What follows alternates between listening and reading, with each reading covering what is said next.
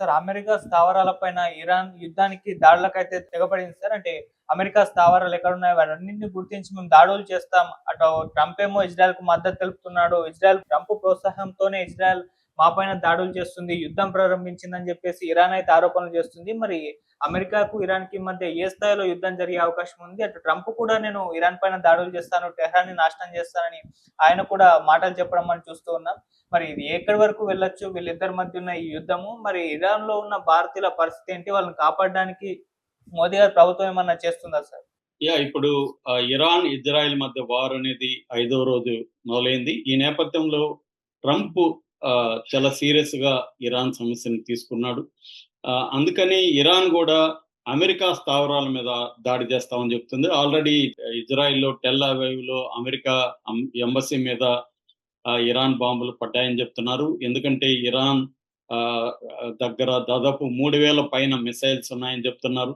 So కొన్ని వందల మిసైల్స్‌ని ఇప్పటి వరకైతే ఇజ్రాయెల్ మీదేసింది. ఇజ్రాయెల్‌లో ఐరన్ డోమ్ డిఫెన్స్ టెక్నాలజీ బలంగా ఉంటది. దాదాపు దాని సక్సెస్ రేట్ 90%. అయితే 90% సక్సెస్ రేట్ కాబట్టి 10% పడినా గూడా నివాసాల మీద ప్రమాదాలైతే ఎక్కువగానే ఉంటాయి. ఎందుకంటే 100 మిసైల్స్ ఏస్తే 10 మిసైల్స్ అయితే ఖచ్చితంగా తగులుతాయి గదా! సో దాన్ని గూడా బ్రేక్ చేసి 90% గాకుండా దాని రేట్‌ని 70కో తేవడానికి అంటే 100 ఏస్తే 30 మాత్రమే వాళ్ళు కొట్టగలుగుతున్నారు. 70 మాత్రమే కొట్టగలుగుతున్నారు. 30 మిసైల్స్ అక్కడ టెల్ అవీవ్ గాని మిగతా నగరాల మీద పడుతున్నాయి. ఆల్రెడీ 24 మంది ప్రజలు నిన్నటికి చనిపోయారని చెప్తున్నారు సివిలియన్స్. దాదాపు 500 మంది సీరియస్ గాయపడ్డారు. సో ఈ నేపథ్యంలో ఆహ్, అమెరికా స్థావరాలు ఎందుకంటే మిడిల్ ఈస్ట్, వెస్ట్ ఏషియాలో అమెరికా తన సైన్యాన్ని ఇటు ఆహ్, నేల మీద తర్వాత సీ పోర్టుల దగ్గర ఆహ్, సీ దీంట్లో మోహరించి పెట్టి ఉంటదనమాట. నేవీ, ఎయిర్ ఫోర్సు, ఆర్మీ వీటన్నిటిని. దీన్ని ఇప్పుడు మెల్లగా ఇరాన్ వైపు కదిలిస్తూ గూడా ఉందని చెప్తున్నారు. ఈ నేపథ్యంలో వాళ్ళ మీద అటాక్ చేయాలని ఇరాన్ అనుకునే అవకాశం ఉంది. ఎందుకంటే సిరియాలో ఇలాగే జరిగింది. సిరియాకి అప్పుడు అసాద్ ప్రభుత్వానికి ఇరాన్ సహాయం చేసింది. సో ఇందులో ప్రధానంగా అసలు ట్రంప్ ఏం కోరుకుంటున్నాడు? ఇరాన్ ఏం కోరుకుంటుంది? ఇజ్రాయెల్ ఏం కోరుకుంటుంది? ఈ నేపథ్యంలో భారతీయుల పరిస్థితి ఏంటి? ఈ విషయాలను మనం బ్రీఫ్‌గా చెప్పుకుందాం. ట్రంప్ ఏం కోరుకుంటున్నాడంటే ట్రంప్‌కి ప్రధానంగా ఒక ఇమ్మీడియేట్‌గా ఉన్న లక్ష్యం ఏందంటే ఇరాన్‌లో న్యూక్లియర్ వెపన్ గ్రేడ్ యురేనియం నిల్వల్ని పెంచుకుంటుంది. మామూలుగా న్యూక్లియర్ వెపన్ గ్రేడ్ యురేనియం అంటే 90% ప్యూరిటీ ఉండాలి. మామూలుగా ఇరాన్ ఏం చెప్తుందంటే లేదు మేము 60% ప్యూరిటీ ఉన్న యురేనియమే మా దగ్గర ఉందని చెప్తుంది. కానీ వీళ్ళు ఒప్పుకోవట్లేదు.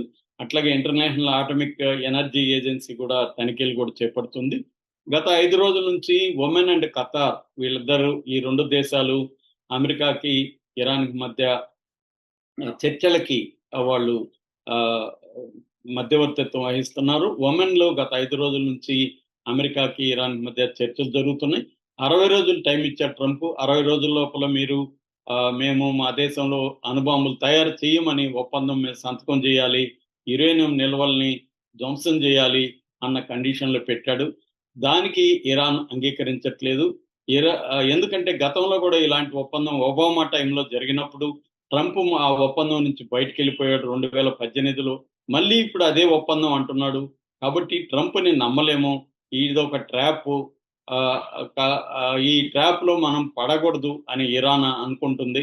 ఇదే సాకుగా తీసుకొని ఇజ్రాయెలు ఇరాన్ మీద దాడి చేసింది. ఎందుకంటే నేను ఇంతకుముందు ఒక స్టోరీలో చెప్పినట్టుగా 1979 ఇరాన్‌లో ఇస్లామిస్ట్ రెవల్యూషన్ వచ్చి అయతుల్లా ఖొమేనీ ఆధ్వర్యంలో ప్రభుత్వం ఏర్పడింది. అప్పటి నుంచి ఇరాన్‌కి, ఇజ్రాయెల్‌కి పడదు. సో అసలు ఇజ్రాయెల్ అనే దేశాన్నే ఇరాన్ గుర్తించదు. తర్వాత యాక్సిస్ ఆఫ్ రెసిస్టెన్స్ పేరుతో ఇటు లెబనాన్‌లో హిజ్బుల్లాల్ని, యెమెన్‌లో హౌతీల్ని, పాలస్తీనాలో హమస్‌ని, తర్వాత మిగతా చోట్ల అంటే ఇరాక్‌లో, సిరియాలో ఈ ఇస్లామిస్ట్ రెవల్యూషనరీని తయారు చేసి వీళ్ళందరికీ ట్రైనింగు, డబ్బులు, వెపన్స్ అవన్నీ అందిస్తూ వీళ్ళందరి ద్వారా ఇజ్రాయెల్‌ని అటాక్ చేయిస్తూ ఉంది ఇరాను. అందువల్ల ఇరాన్ని దెబ్బ కొట్టగలిగితే మిగతా మనం ఇక్కడ ఈ వెస్ట్ ఏషియాలో పైసే సాధించవచ్చు అని ఇజ్రాయెల్ అనుకుంటుంది. ఇజ్రాయెల్కి ఇటు అమెరికా కావచ్చు, వెస్ట్రన్ కంట్రీస్ అన్ని కూడా సపోర్ట్ చేస్తున్నాయి. సో ఈ ఈ నేపథ్యంలో ఇరాన్ తలగ్గదలుచుకోలేదు. ఇరాన్ వీక్నెస్ ని గమనించి ఇజ్రాయెల్ అటాక్ మొదలుపెట్టింది. వాళ్ళు ఇరాన్కి తెలియకుండా ఇరాన్ భూభాగంలోకి తమ డ్రోన్స్ ని తీసుకెళ్లి మొసాద్ ఏజెంట్లు అక్కడ పనిచేస్తూ అక్కడ ఇరాన్ డిఫెన్స్ సిస్టాన్ని వాళ్ళు జామ్ చేసేశారు. సో అక్కడ నుంచి డ్రోన్స్ అటాక్ మొదలు పెట్టారు.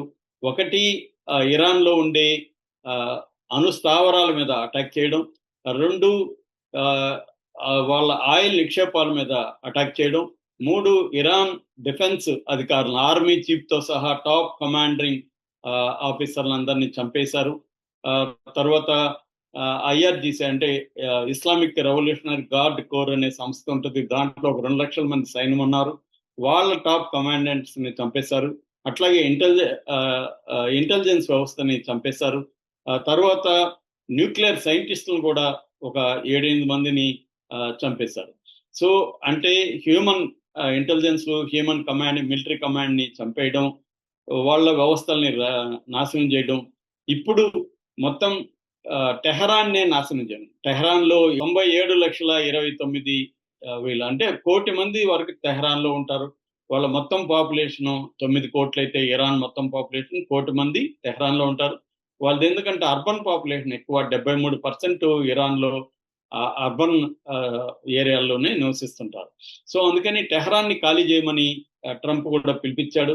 ట్రంప్ G7 దేశాల సమ్మిట్ లో ఉంచి అర్ధాంతరంగా వెళ్ళిపోయి అక్కడ భద్రతా మండలి సమావేశాన్ని